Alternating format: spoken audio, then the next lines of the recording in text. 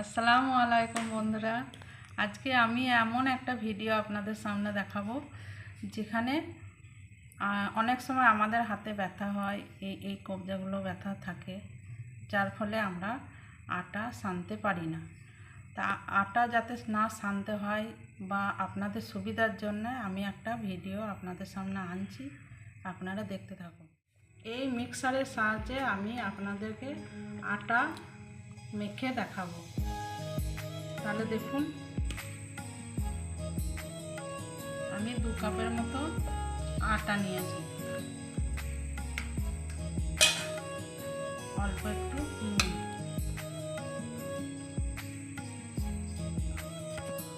এবার অল্প আমি জল দেবো, বেশি জল দেবো না।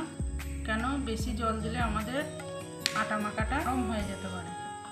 চলুন তাহলে ব্লেন্ডারে ঘুরিয়ে নিই। বন্ধুরা, আমি মিক্সিটা ঘুরিয়ে নিচ্ছি।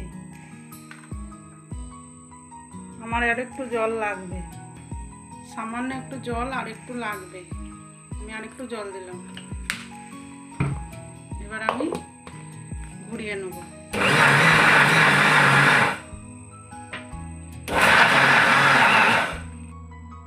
এই দেখুন বন্ধুরা, আমার আটা সানা হয়ে গেছে। এবার আমি এটা ঢেলে আপনাদেরকে দেখাচ্ছি।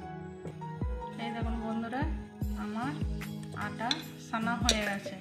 এবার আমি তুলে নেব। বন্ধুরা, আমার কত সুন্দর আটা সানা হয়ে গেছে।